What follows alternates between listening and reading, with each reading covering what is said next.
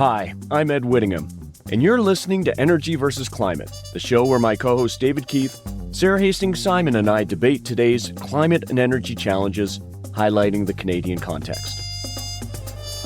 If this is your first time joining us, Energy versus Climate is a live webinar and podcast. Visit energyversusclimate.com to register for updates and get exclusive access to join our live webinars, ask us questions, and engage with us directly. On today's show, the overall goals of the Paris Agreement are to hold the increase in the global average temperature to well below 2 degrees Celsius above pre-industrial levels and pursue efforts to limit the temperature increase to 1.5 degrees Celsius above pre-industrial levels.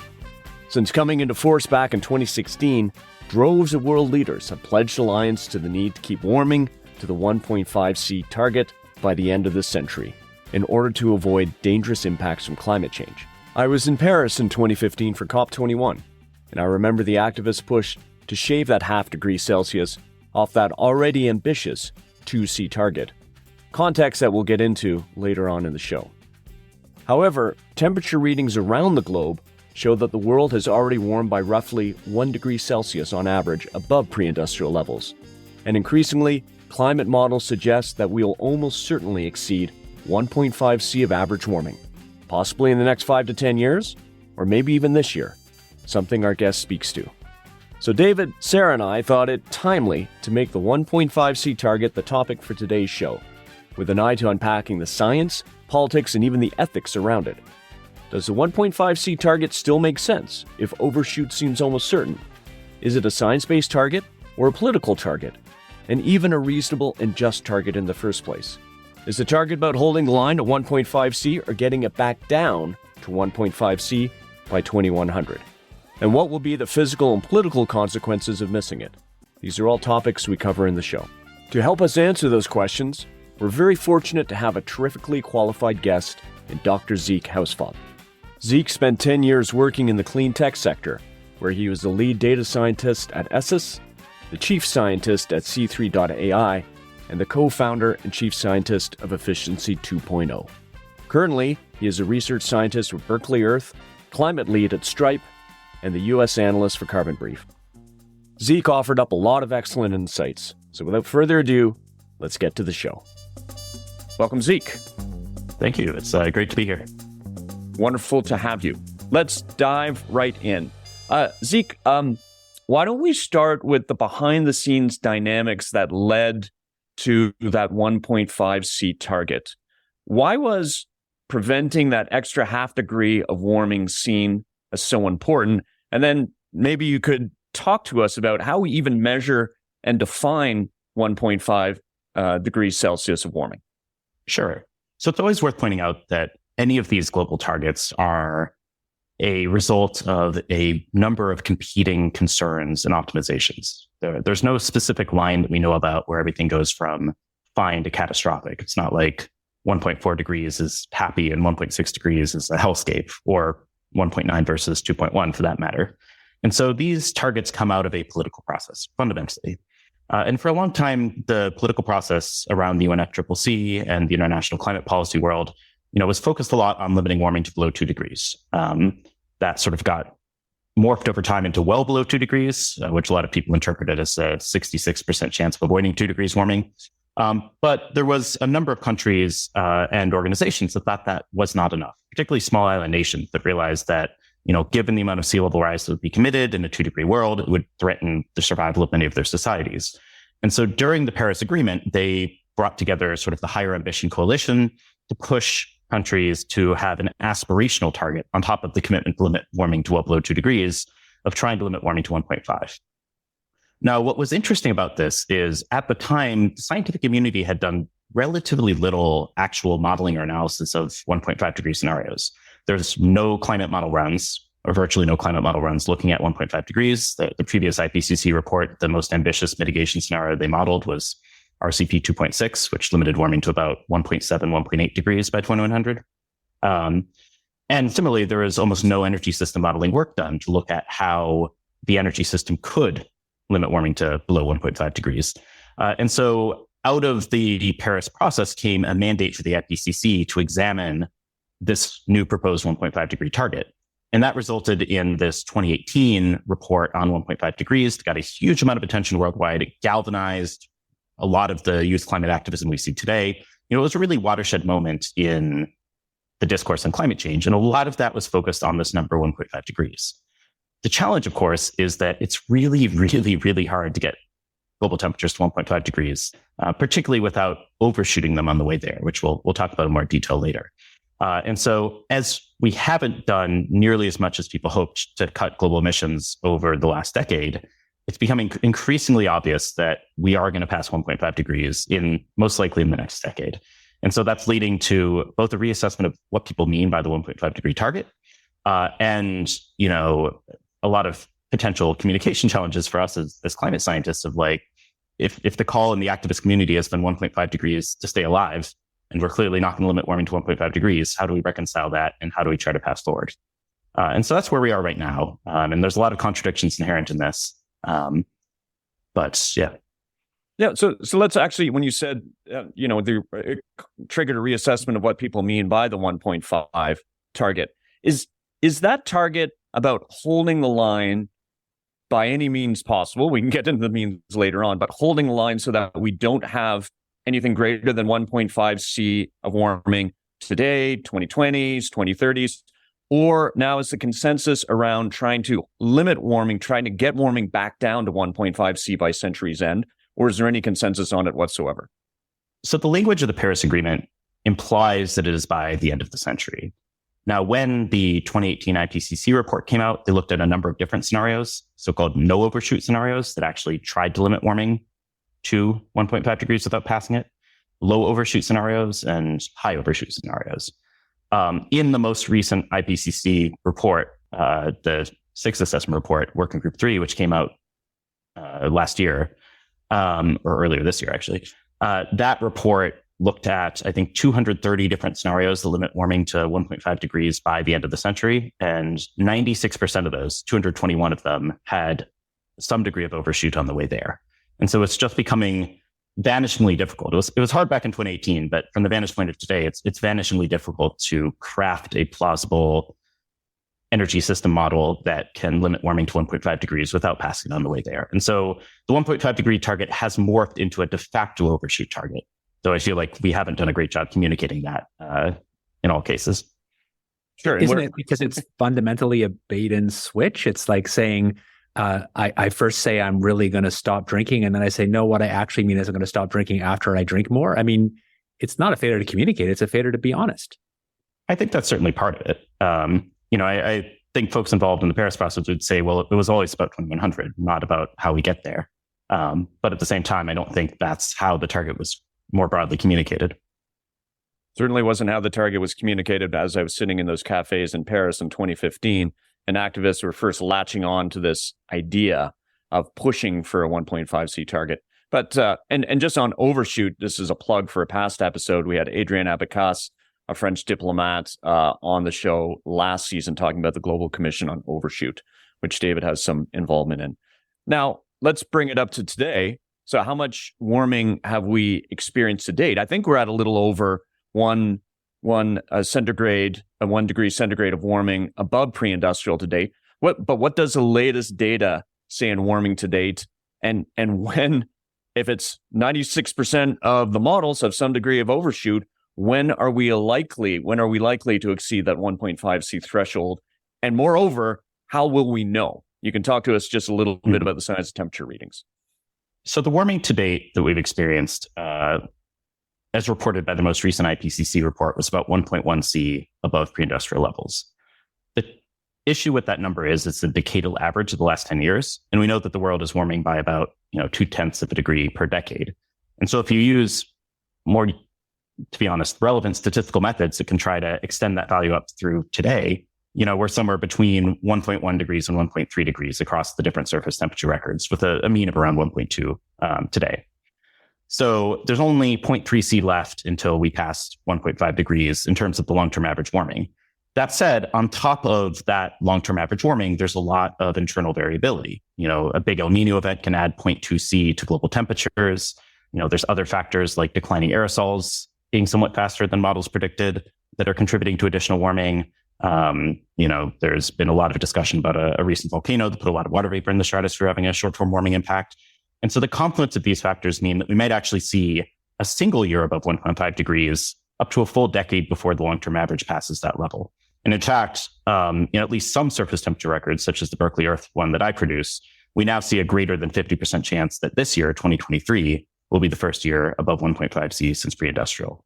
At the same time, the way that 1.5 C is generally defined, and there's not always a clear definition of it, unfortunately, is as sort of a 20-year average period. At least that's the way the IPCC approached it.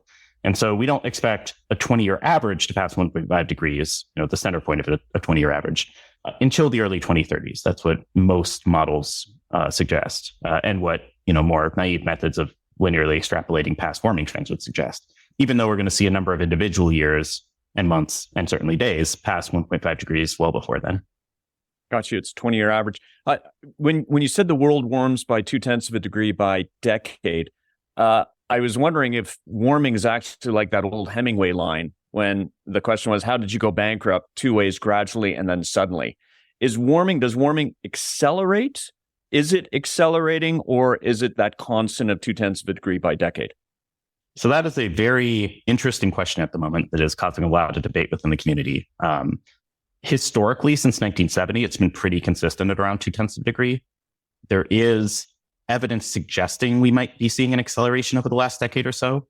At the same time, a lot of scientists are still gun shy over the whole hiatus or pause debate that we had in the early 2000s around if, there was a detectable pause in global warming. And so our threshold for detecting an acceleration and talking about it is correspondingly much higher.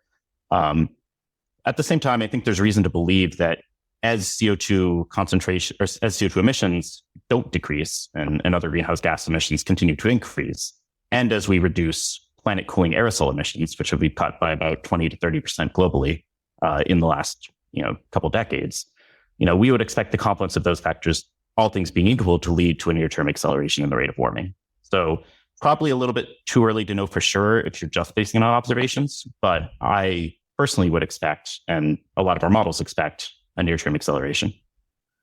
Got you. Okay. Can I sneak in one question to add to our guest? So you talked about the difference between, a single year or a month of 1.5 degrees versus sort of the definition of the target over 20 years. Can you just comment on how that connects to the physical impacts or outcomes that we're trying to avoid from avoiding warming? If we have a year that's 1.5, does that mean that you see the same kind of negative impacts that you would see when you have 20 years of that average, or is there a difference there in the sort of physical outcome?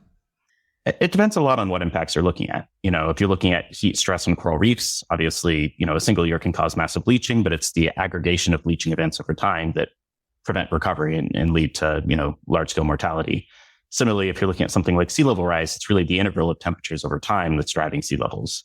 Whereas other things like extreme heat events, the likelihood of those is probably going to be roughly the same in a single year above 1.5 degrees as a long-term average above 1.5 degrees. With the caveat that certain phenomenon like El Nino that can lead to higher global temperatures can have some effect on the distribution of heat and the likelihood of heat events in one particular area. But we're certainly already seeing months well over 1.5 degrees. In fact, this September is going to be the warmest month in terms of anomalies ever by a fairly large margin, about 1.7 to 1.8 degrees above pre-industrial levels is where we expect September 2023 to end up. And we've seen some individual days this September at 1.9 degrees above pre-industrial levels. So we certainly have already seen, short periods of these very extreme global temperatures, at least compared to historical averages. And just, I've got to ask, Zeke, so with what we're experiencing in September, you'd mentioned that they're just natural cyclical phenomena like El Nino that can drive temperature increases. What is causing the spike that we're having this month? So it's hard to say for a single month, but certainly for what we've been experiencing this year, it is primarily driven by the switch from a unusually extended triple dip La Nina event that lasted between late 2020 and early this year into a strong and increasingly strong El Nino event. And so it's not just, the magnitude of the El Nino so far from neutral conditions. It's this rapid switch from a moderately strong La Nina to a strong El Nino on top of the long-term warming trend. And then there's, some other potential causes that researchers are actively looking into. One being a phase out of sulfur in marine fuel in 2020 that cut global sulfate aerosol emissions by about 10% overnight. And then another is this very unusual volcano that erupted last year. Volcanoes generally cool the planet by injecting sulfur dioxide into the stratosphere. This one was very, very low sulfur content and injected 150 million metric tons of water vapor into the stratosphere, where it can have a fairly large warming effect. Again, estimates I've seen published for both of these suggest together they might be responsible for a tenth of a degree additional warming in that realm, though with very large uncertainties. And a lot more scientific work has to be done. I feel like there's going to be dissertations to be written on just how anomalous 2023 was, and trying to tease out the proximate causes. And so it's hard to know for sure in the middle of it. Got you. All right, David, question for you. And I think I have a sense of what you might say, but does the 1.5C target still make any sense if overshoot seems almost certain? And I will know you used a drinking analogy earlier. You used a drinking analogy during our show on offsets when you offered to pay me to drink less. I think I was going to normally drink 50 beers and you offered to pay me to drink less in a night. So I love these analogies that you use, especially when it's sort of sending booze my way. But what does the target make any sense? Sounds like you're happy either getting the booze or the money. So I think, so as Zeke said, there's nothing objective about these targets. They're fundamentally political. And that's fine. It's normal in environmental policy that science can't produce some correct answer. We have to deal with trade-offs. That should be a political process. Nothing to be ashamed about it being political. But I think a question that I was asking earlier is, forgetting solar geoengineering, which is a way that in principle we could meet 1.5, but let's leave it off the table. If you're asking, is it ethical to cut emissions fast enough to meet 1.5? The environmental community tends to always assume that that's really what we should do. We really ought to do it, but we're just too slow or we can't. But I think a way that I ask the question is, assume you're czar. You're in control of the world, but the world has the same actual trade-offs that it has now. At what point is it unethical to aim for 1.5? And I think there is some point where you'd have to cut emissions so fast that you'd have to sacrifice so many other social ends.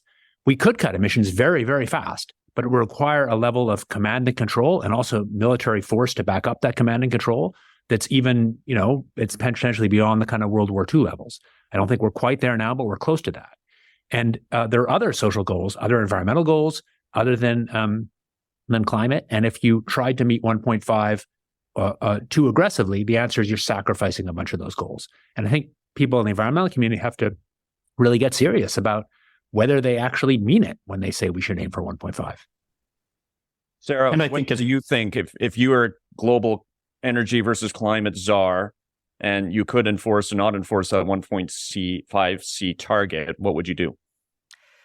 Yeah, I mean, I think I'll just sort of pick up on what David was saying. And I think within that, there is a difference between sort of the levels of emission reductions that are needed from certain portions of the population and certain portions of the globe, which I think are achievable and would not be, unethical. I mean, it starts to get into a lot of questions of how you trade off, people's life with comfort and things like that. But I think there is a tendency to, in the conversation, sort of mix those two things together and say, yes, like denying people access to energy obviously is going to raise some real ethical flags. Trying to get the very wealthy part of the world to reduce their own emissions by, either moderating consumption or making investments and spending money to do so. I think that's where there aren't so many ethical quandaries. I think this is just thinking about money. I'm thinking about hardware on the ground. If you actually put me in charge with infinite power to say cut emissions in the developed world in half in 10 years or something, I believe it's quite doable. But to be clear, one of the very first things I do is say a whole bunch of environmental siting rules are out the window. It's like, local people get 2 weeks to intervene about whether or not they want this nuclear power plant or long distance transmission line there. And after that, it's a hard decision. And if they don't like it, the troops come and push them off the land. I mean, you have to build infrastructure so fast.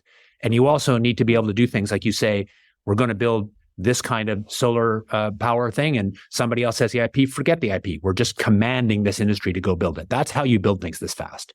And humans can do this, and it might be right, but you got to be clear-eyed that if you're talking about building that much hardware that fast, That's the kind of rules behind it. You might be saying, we're going to choose this nuclear power plant design. We're going to force people who don't normally build it, companies that don't normally build these components, to build them. And, no questions asked. You just do it the way we did in World War II. Yeah, no, I think certainly that's... Oh, go ahead, Zeke. I was just going to say, certainly the World War II mobilization analogy is often used by the environmental community, or some parts of it at least. And I don't think they necessarily think through the implications of that fully. Yeah. I would emphasize, though, that, a tenth of a degree represents a huge amount of relative carbon budget. And the reason why 1.5C is so extreme today is because we're already so close to it. Exactly. And so it's certainly possible to imagine a world that's 1.6C, 1.7C, where we, don't necessarily have to have as big trade-offs between, quality of life or other dynamics and the ability to have an energy transition. Like I'm convinced that we can have an energy transition that is net beneficial for the world, in not just in terms of climate, but in terms of other, benefits of reducing air pollution, of lowering costs, of other things. It's just really hard to have it at the speed that would be required to prevent temperatures from exceeding 1.5 degrees this century. I completely agree. I think that was sort of the key point. So I absolutely agree. Aiming for a target a little bit of 1.5 gets much easier if, when you aim for it, you really begin to drive at high speed, not the kind of crazy speed I'm saying, but high deliberate speed. The issue is if we don't drive at high speed, if we just kind of keep on slightly accelerated business as usual, then we keep pushing the football down the road. But I absolutely agree that we can have an energy transition that's beneficial in all sorts of ways and brings emissions towards zero and do it in a way that gets us in under 2. I think that's quite doable. But aiming close to 1.5, I think, is technically feasible, but has these really hard trade-offs. Again, you're right. The environmental community likes the World War II analogy, but the World War II analogy also meant a lot of people dying in workplace accidents, a lot of other trade-offs that are against other social goals. You can't, society can't do one thing full out and do everything else it wants to do as well. And I don't think the World War II analogy has ever been a good analogy. Chris Turner, in his book, How to Be a Climate Optimist, talks about this, but principally, we lack a clear and present danger the way that we had in World War II. But then it begs the question, so if we're going to have overshoot, but let's assume for argument's sake, and I'm looking around the Zoom images here to see if we're nodding. Let's assume for argument's sake that over time we can make this energy transition. No one thinks that we can't do it. Certainly doesn't violate the laws of physics. But then what degree of overshoot is acceptable on that journey to bending, to getting emissions first to plateau, then ultimately bringing them down to a level, whether it be 2C or 1.5C by century's end, or even by 2150? So I do have to bring up solar geoengineering. This conversation has been all assuming that we're deciding not to do it. But if the scientific evidence, even scientific evidence from many assessments, look at the recent 1 atmosphere report from the UNEP, the scientific evidence is if you wanted to shave off a little bit of warming with solar geo, the benefits might be much, much larger, the environmental social benefits, than the harms. And so we got to decide whether that's on the table or not. But I do think back to you, David, when do you do it? So let's say we, as Zeke said, by the early 2030s, we've got that 20-year mean. We know that we've exceeded 1.5, we're up to 2, we're up to 2.5. When do you pull the trigger to bring the temperature down by a half C Celsius or some other degree? That's the wrong question. Drawing it on by half C would be a sudden decline. That would be crazy. The kind of solar geoengineering ideas that people are talking about seriously would be a thin wedge that would, for example, start replacing what was happening with the added warming we have from unmasking the aerosol cooling from shipping. And so you could start a thin wedge like that in 3 years if you wanted to. I do think it's worth pointing out that solar geoengineering doesn't solve the need to deal with overshoot. It masks the problem. That has a really potentially big value in reducing impacts in the meantime. But at the same time, the number I always go back to and why I worry a bit about being too blasé about overshoot is, say that we succeed wildly in getting the cost of carbon removal down, and it's only $100 a ton to take carbon out of the atmosphere at gigaton scales. That means to reduce global temperatures by 1/10 of a degree centigrade costs $22 trillion. That's a big number. And so every 1/10 of a degree of warming of overshoot we have, either masked or unmasked, is a $22 trillion debt we're passing down to future generations if they ever want to bring temperatures back down to say 1.5 or whatever target they want. And so I think we need to be cognizant of that. And, my one concern, and I don't want to make this into a solar geoengineering debate, but my one concern about solar geoengineering is if it is as cheap as we think it is, it becomes a lot easier to justify passing larger and larger debts to future generations in a way that I think is problematic. I do think there is a moral hazard concern there, simply because a problem that is masked is not a problem that is as present for us and as urgent to deal with. That said, making the opposite argument that we need to make it bad and hurt people so we deal with it is morally problematic in many levels as well. It's not an easy issue. I mean, of course, the moral hazard concern is the concern everybody raises. I think I was the first person to use that term for this topic. Completely agreed. But at some level, we need to push beyond that and talk about the real environmental and social trade-offs. Sure. And let's get to that. What I'm hearing you say, Zeke, is the more successful we are at mitigation, the less CO2 that we'll need to remove from the atmosphere to achieve global climate goals and to bring warming down to some acceptable level. And while I'm supportive of negative emissions technology, I'm also alarmed at the emphasis that's being placed on their success in recent models, IPCC models, for instance. And when we talk about overshoot and significant overshoot, we're getting into very large numbers of carbon removal that we'll need. We're talking about hundreds of billions of tons of the amount of carbon removal that's required. And that, I work in the space, but that is a massive scale up and a massive reduction in the cost of carbon removal. But Sarah, let's talk about, so we're going to exceed 1.5 C of warming. It's just a matter of time. What are the political consequences of missing that target? Well, I mean, I guess in some ways big and in some ways not. I mean, certainly in Canada, we have a lot of experience, and globally, I think we have a lot of experience with missing climate targets and continuing on. And I think the challenge or the problem would be if we become so focused on it and it becomes such a black and white, like either we do this or we throw up our hands and kind of give up.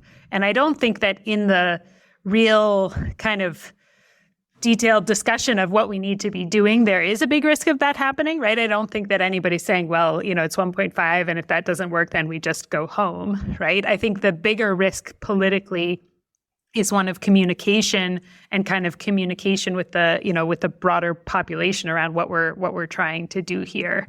But I guess I would say on the whole, I think I'm not super worried about it from a political standpoint. Obviously, it's worrying from a physical impact standpoint. But I think that we can continue to have this target. I think the target can still be very useful to try to both measure our policies against and understand where we're falling behind. I think there's little risk of that turning into, what David was saying of, well, we're going to, adopt some kind of World War II style, we just bulldoze people and do stuff anyway. And it sort of is still helpful to at least have some kind of, even if it's aspirational, some kind of goal to be aiming towards. But it's thinking of the inverse, Sarah. Will blowing through the 1.5 C target be a demotivating factor, and will it actually harm progress? Are you worried about that? Again, I mean, aside from the worries about what happens when you miss that target, I'm not particularly worried that it will demotivate people, right? And I mean, I think there is, 1.5 has been central, but 2 is also out there as a target, right? So I think I would be more worried if that was the only target and there wasn't also discussion of a 2-degree target. And I think that there's, maybe I'll just stop with that. I think there is already a little bit of a backup kind of built into the system. I mean, will people kind of use that? And, I'm sure there will be people that write headlines that say, oh, look, we passed 1.5 and the world didn't fall apart. So like we should all, it's all fine and we should all just go home or, whatever it is, the kind of disinformation that will come. But I don't think that will come anymore and necessarily be any more effective just because of a, 1.5 target that we do or don't manage to reach. I do worry about that myself, seeing the new movement within particularly conservative movements, at least in the developed world recently. And that is pivoting from dismissing the science of climate change to accepting the science of climate change, but challenging what they call hyperbole around the impacts of warming. And pushing through 1.5 C is exactly that. You would have certain actors, I think, in those communities saying, gee, the sky didn't fall. we didn't have massive heat deaths, or we haven't had a hockey stick like increase in extreme weather. So what's so bad? Why do we need to spend all this money in such a short period of time when we should be focusing just on providing energy at as cheap as possible, cheap a price as possible to the globe? I guess I would say two things that I'm interested in, and David and Zeke's view on that. I mean, I think one is that we are going to see a lot of negative impacts, right, at 1.5. We're already starting to see some. I think the other is a little bit of a, that kind of narrative of the sky is not falling. And I think the other big narrative that we're hearing that I'm actually almost more worried about is one of delay. Like, well, we can, make some adjustments, but it's going to take a long time. It's going to take generations to make this change and this transition.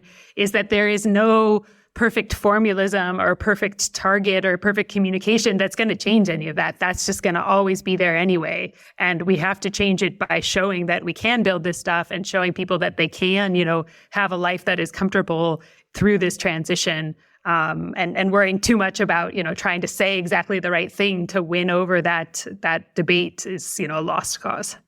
This feels like the challenge of our society having debates that have any kind of middle ground. So it's certainly true that people exaggerate climate impacts, for sure, in lots of systematic ways. And the kind of environmental left really talks about existential risk in a way that makes a lot of climate scientists I talk to pretty uncomfortable. On the other hand, climate change is really bad, and we really know a lot about the impacts, and they're no joke.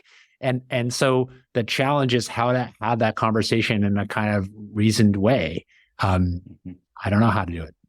And I think there is some inherent tension here that as we make progress on climate change, as some of these worst case futures, the RCP 8.5s of the world, for example, move increasingly out of sight, people are going to point to that and say, oh, well, we avoided that problem. It's not going to be as bad as we thought.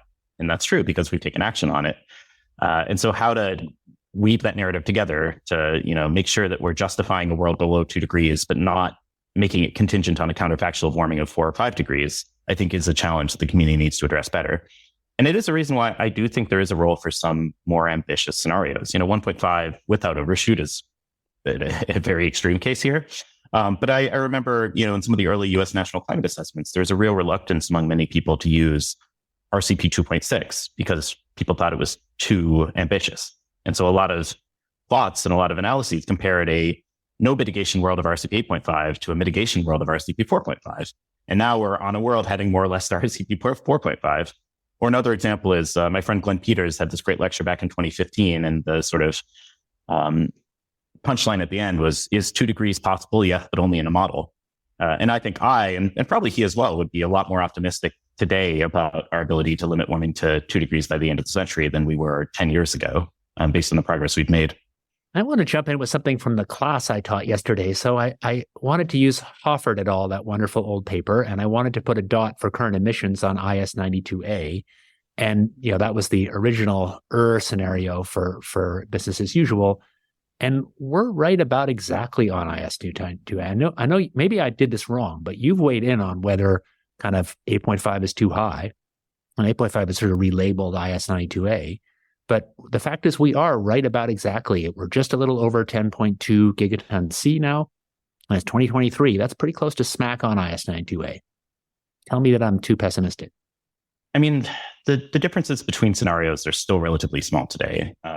There's a good figure that Glenn has put together looking at all the old generations of scenarios up through the RCPs and plotting both fossil CO2 emissions and total CO2 emissions. I think total CO2 emissions might be a little higher in some of these than fossil CO2 emissions, but fossil are the ones that are 90% of the growth in most of these scenarios. I think the bigger question is what's going to happen in the future. And there, I think there's a growing consensus among, IEA, Climate Action Tracker, UNEP, and, the models that were assessed in the most recent IPCC report that we're in for a world of relatively flat emissions. And, the odds of tripling global emissions and having a 5x increase in coal use by the end of the century are pretty vanishingly small. So I think it's less about, where we are today relative to these scenarios. So at least relative to the RCPs, we are, at least in the latest global carbon project numbers, on more or less RCP 4.5. But rather this large expansion of emissions later in the century that's projected in the high emission scenarios becoming less possible. Zeke, can you talk about the connection between the physical science as we understand it, through modeling work to political action on climate change. You'd mentioned that RCP 2.6 was seen as too aggressive to actually then come up with an international treaty and nationally determined targets around that. Why is that the case? And how it seems to me that there is this disconnect between the physical science and political action, and that we also have a problem with IPCC integrated assessment models, and that they're often based on outdated cost data for technologies, which has the opposite effect, perhaps of making political action or international treaties less ambitious than we should have. So could you talk about that connection and how to improve it? I think certainly the IPCC has been, until recently, a bit of a lagging indicator in terms of ambitious mitigation scenarios. So in the old days of the SRES scenarios, before the fifth assessment report, there really was not that much focus on mitigation. It was more, these are different baseline scenarios that could occur, through different mixes of technological development, with less emphasis on policy. The RCPs were the first where there really was a big focus on mitigation that was the central part of it, with only one scenario being sort of no mitigation. Though there's some critiques you can make about the choice there. But yeah, you do also point out that there is a bit of a conservatism built into a lot of these integrated assessment models. And part of that is the nature of those models. Part of that is also just the design of the IPCC cycle times. Like the models that are being run today, or the successors to the SSPs, are going to show up in an IPCC report in about 7 years. And so they'll be using assumptions from today. Why that lag? Why does it take so long? So there's sort of a stack of like what ends up coming out in the climate model runs done by the IPCC. First, you need emission scenarios. Then you need concentrations. Then you need climate modeling groups around the world to run those concentration scenarios, which itself takes a number of years because these are supercomputer models using huge amounts of computing power and resources. And then you need to write it all up and publish it in the IPCC report. And because the emission scenarios are the first step in that chain of events that leads to report creation, they tend to be the thing that is the most out of date by the time the report finally comes out. Now, there are more up-to-date models, and Working Group 3 certainly featured a lot of those. But the models that underlie Working Group 1 and all the climate model outputs in terms of energy system assumptions are often pretty out of date. When just picking up, Ed, on what you were saying about the kind of connection between the climate science and the politics, and I'll take that also to the policy. And I think David sort of started to hit on it, which is like there is this reality that, that the science behind what's going to happen with warming is very complex. There is very hard to have these complicated or like sophisticated public debates of, what is actually the outcomes. But I'll actually layer on what I think is another challenge, which is like the idea that somehow we have some kind of real central planning function, or that, there is any process by which we sit down and say, well, here's the things that happen if we get to 1.5 degrees versus 2 versus above that. And therefore we can translate into the, here's the set of actions that we're all willing to take and we judge as reasonable, even setting aside the fact that would be very hard to do ethically, because how do you, judge the disaster or damage in one place to a life somewhere else? That, it's sort of, in my mind, it's like a nice fantasy. Like I would love if that's the way it worked, that we had kind of modeled this all out. We figured out what we were going to do. But it feels like the reality is that it's a much more messy process. And maybe we shouldn't be asking these targets and these understanding of temperature changes and impacts to connect quite so much with the actions, right? Like maybe it is more appropriate to say, look, we need to study this stuff and understand it and understand where we're going and try to, also plan for it as best as we can. And then we need to, face the real challenges that we have on transforming our energy systems. And somehow we want them to be a little bit connected, so we sort of have a sense of where things get really bad, but like we're asking too much if we think that they're going to be in this coordinated way. So now we know your fantasy is Sylvia at central planning. No, but seriously, I have something I want to pass on to Zeke. But you want to be global energy stars. Yeah. The truth is I kind of want some Sylvia at central planning too, if I'm honest. Probably everybody. But anyway, I want to make a plea for things being in a way simpler than they look. So, the one thing that we really have this kind of robust with an error bar ability to predict is global temperature. There's in some ways, the climate models really haven't changed much over my 30-year plus career. And what has changed is we now are much more confident that one of the biggest, probably the biggest single contributor to the total impacts of climate change is simply heat. Heat affecting economic productivity, heat affecting morbidity, heat affecting learning. And to the extent that that's true, and it's really not as much as people think extreme heat, it's really just more heat, then that kind of makes the story simpler and more robust. I think that it's only when you think you have to predict where every single cyclone is that the climate science is really complicated. I'd like to hear Zeke's take on that. Yeah, no, I think it's a really important point. And it's actually an area where the community has made some progress. Like one of the neatest things for me in the IPCC 6th assessment report was just how much focus there was on the output of climate model emulators, things like FAIR and MAGIC, these things you can run on your laptop that will give you the same global surface temperature response, maybe even some regional things, as a supercomputer model, but in a tiny fraction of the time, in part because they're tuned to the parameters that are derived from these supercomputer models. So they're not like an independent thing necessarily. But those are a really powerful tool for the community to answer some of these problems more quickly. And there's a lot of work right now going on in things like pattern scaling or some machine learning based approaches to try to use the global mean output of these simple models and then create spatial dynamics that are consistent with what we get from the supercomputer models. So I think there's a lot of work happening right now to try to create a happy medium between those two that folks can use to do much more rapid analyses of impacts of different scenarios in a way that might shortcut, this multi-year wait to get the supercompute time needed to run these big Earth system models. 100% agree. That could be a whole other session. Yeah, this pattern scaling and FAIR and so on, really agree. Maybe a question for Zeke and perhaps David as well. Models are so often under attack by, I think, people with political actors with vested interest against the results that the models are spitting out. But can we say that the degree of warming we've reached today and the impacts that we're experiencing today by that degree of warming, were they generally predicted by the models going back 30 years ago, like to the models, the projections from the early 1990s? Yeah, big picture. I see David's head nodding. Yep. I actually published a paper on this in 2020 with Gavin Schmidt and a bunch of other people, where we looked at all the old climate models published since 1970, digitized their projections, and compared them to what actually happened in the years after they were published. And it turns out... Sorry, go ahead.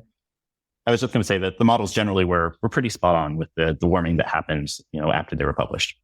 Back when I was in Calgary and getting invited to the Calgary Petroleum Club, I had a line that tended to work on some of these skeptics. I said, it's not very expensive to hire people to build climate models. If you guys are so sure that the climate sensitivity to CO2 is zero, go hire a bunch of people, make the model code. And, if there's some physically correct parameterization that gives you climate sensitivity zero, knock yourselves out. And of course, they never do it because there isn't. So we've understood the science, and this is a yay science moment. We've understood the science roughly going back to the 19th century. David, you often say that the first report that kind of got the science right landed on President Johnson's desk in about the mid-1960s. Our models from the 1990s are bearing out today. So there's a pretty straight line trajectory around the science of climate change, the predictions, and what we're realizing. Yeah, I mean, if you compare it to other environmental science topics where there's some persistent organics, where there's really deep uncertainty about what the impacts are. For climate, in some ways, the uncertainty is a lot smaller than other aspects of environmental policy. Yeah. The uncertainty is still relevant, right? The fact that it might warm somewhere between 2 degrees and 5 degrees if we double CO2 has huge policy implications. But we've done a lot of work to narrow those uncertainties since the 70s, particularly in recent decades. To plug a project I was involved in, we had this big international collaboration a couple of years back, led by Steve Sherwood, that tried to use a whole bunch of different independent lines of evidence from the Earth's distant past, from current observations, from physical process modeling, to jointly constrain our estimates of how sensitive the climate is to our emissions. And so we've made real progress on that. But these uncertainties still mean that, when we're thinking about climate impacts, like we talk a lot about the world is on track for 3 degrees warming or 2.5 degrees warming or whatever, those still come with big enough uncertainties that we need to worry. And we can't rule out some of these tail risks if we sort of roll sixes on the climate dice of sensitivity and carbon cycle feedback uncertainties. So I don't want to say there's no uncertainty, but the basics, the physics is extremely solid. Great. Okay. It is my job now to be solid on moving us to question and answer. So Fred Peterson asked the question, I'm just reading it here. How should we compare current temperatures to those of the immediately prior interglacial warm period? It was 2 degrees warmer than current, according to IPCC. So I think that, we don't know precisely what the previous interglacial was. It's probably somewhere in the range of 1 to 2 degrees warmer than pre-industrial temperatures. So I think current temperatures are probably comparable if they were to extend for a century to what the world experienced in the past interglacial.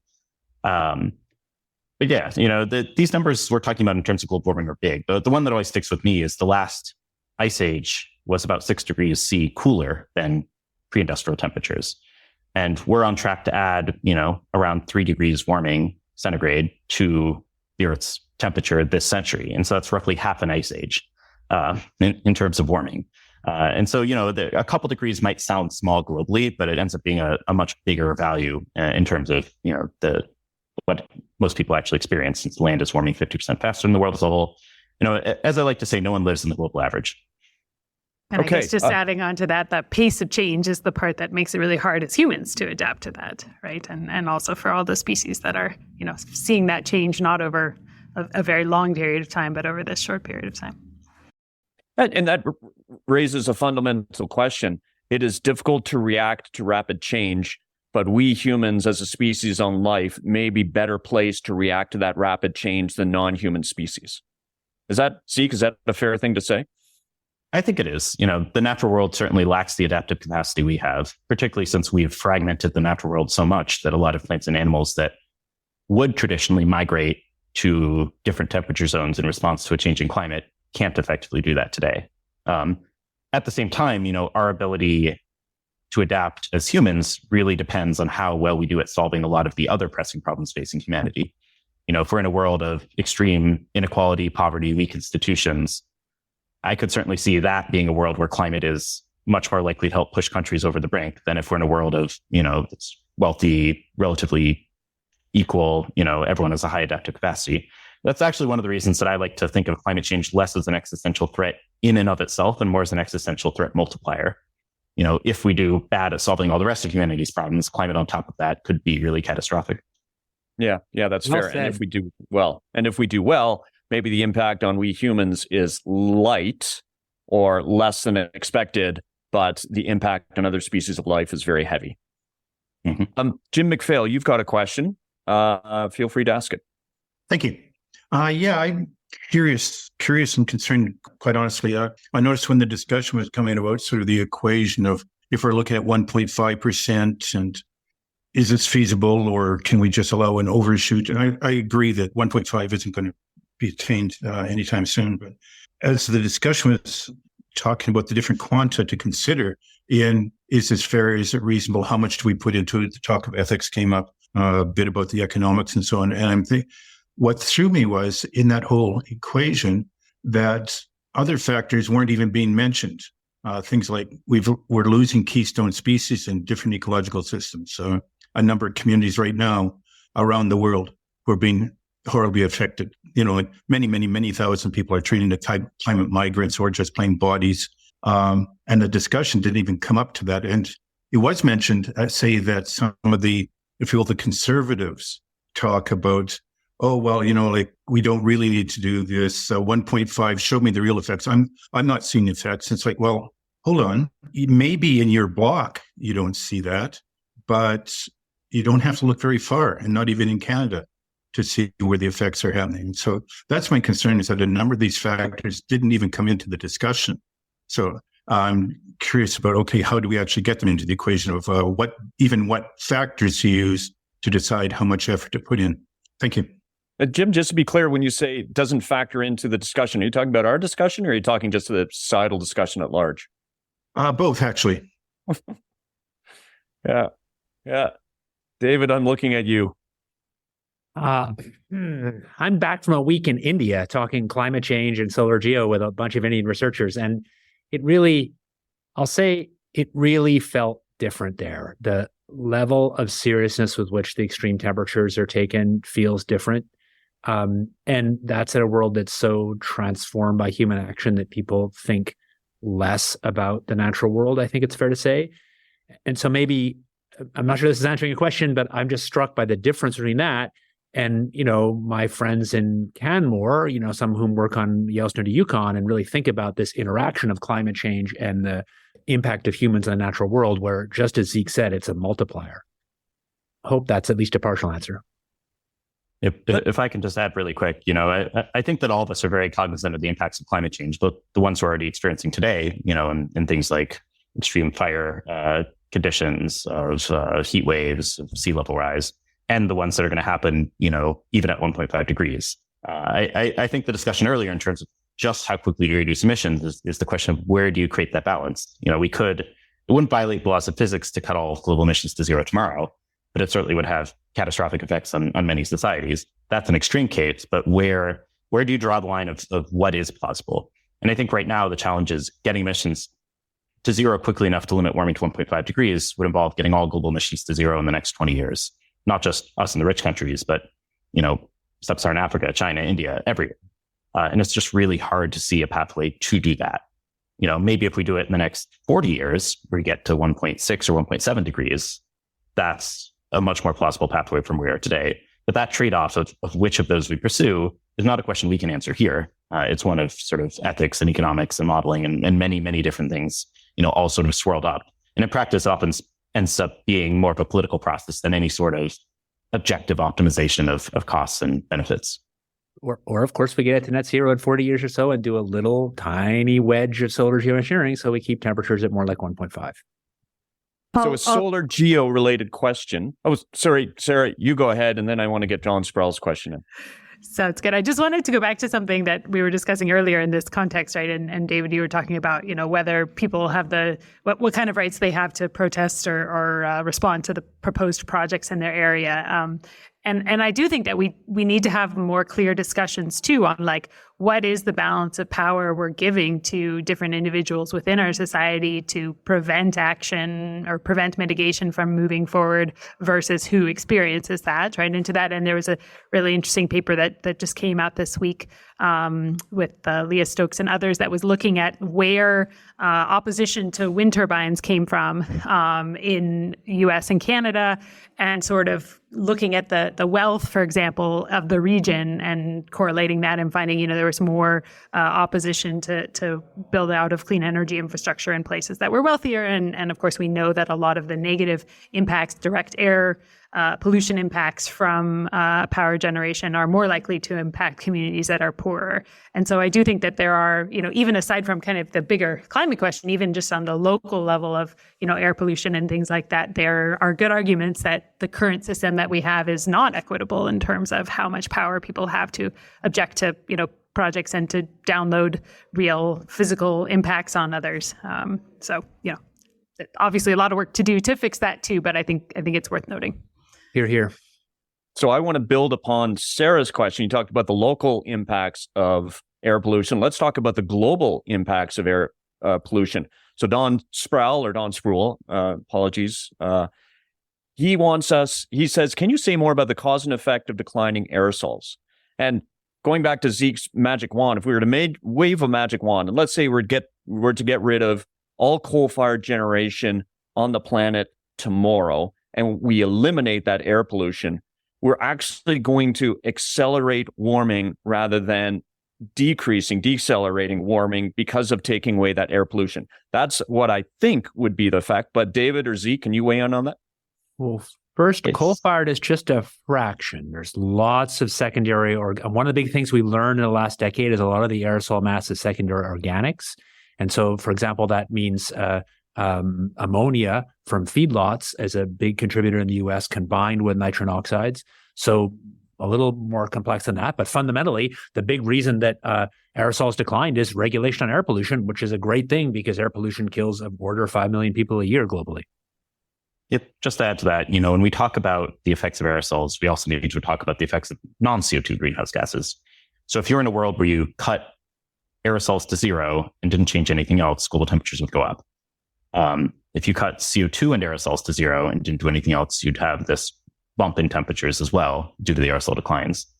But if you cut all greenhouse gases to zero, then you have a very short-lived bump until the cutting of methane counterbalances the warming from aerosols, with some big uncertainties. So it's a little bit more complicated than saying there's necessarily warming in the pipeline from reducing aerosols, because it also depends a lot on what we do at the same time around things like methane that are also, short-lived warming agents.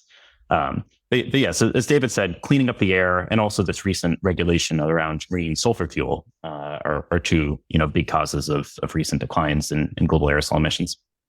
And that's generally a good thing. The impacts of aerosol emissions are really bad for human health. It kills millions of people a year due to outdoor air pollution. It is something we do need to tackle that is going to go away in the troposphere, at least. Totally agreed. And this is a place where there's some deep scientific uncertainty. So I was visiting with and talking with Duncan Watson-Paradis, who is the lead author of one of those beautiful papers on what he calls invisible ship tracks, because they know the GPS locations of the ships. And so they can then actually try and look at the cloud impacts without having to detect the ship cracks directly. And they have, I think it was a Nature paper, I forget, that produced this really high value for radiative forcing from that shipping. But even him as lead author of the paper said he's like very unconfident that's the right answer. And so I think there's quite large uncertainty about how much radiative forcing there was. And so is the impact of shipping really significant part of current warming or not? I think we just don't know. I want to squeeze in one more question from Ed Brost. He asked, the CO2 emissions associated with massive forest fires can partially offset our efforts to reduce fossil CO2 emissions.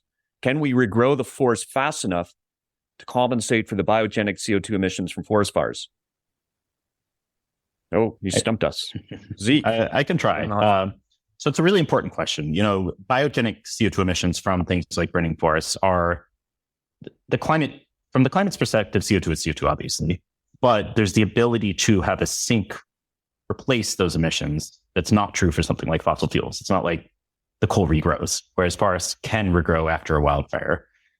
However, it does take decades for them to reach, and centuries to fully reach the level of carbon storage they had before a catastrophic wildfire. And so there's definitely a world where wildfires can push up warming or accelerate warming in a way that might be temporary over the century scale, but certainly could affect, when particular warming levels like 1.5 C are reached relative to a world where we didn't have an increase in wildfire emission associated with, more widespread fire weather from warmer conditions. David, Sarah, anything to add? I think we've kicked this one around. Okay, let's wrap. Thank you so much, Zeke. I know just from looking at you and your rate of publishing online, I was actually just reviewing a paper and there's a great reference in there, and I clicked on the reference and I saw that they're referencing what you'd written earlier this year. And then I saw another reference. So your publishing output is great and we appreciate it. And we're very grateful for you to come on and spend time with us on the show. Thank you. It was a great conversation. Thanks, guys, for having me. Thanks for listening to Energy versus Climate. The show is created by David Keith, Sarah Hastings-Simon, and me, Ed Whittingham, and produced by Eva Voinigescu, with help from Crystal Hickey. Our title and show music is The Wind Up by Brian Lips.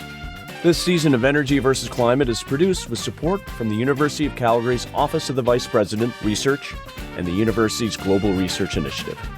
Further support comes from the Trache Family Foundation, the North Family Foundation, and of course our generous listeners. Sign up for updates and exclusive webinar access at energyversusclimate.com and review and rate us on your favorite podcast platform. This helps new listeners find the show. We'll be back with a new show in a couple weeks' time. We hope to see you then.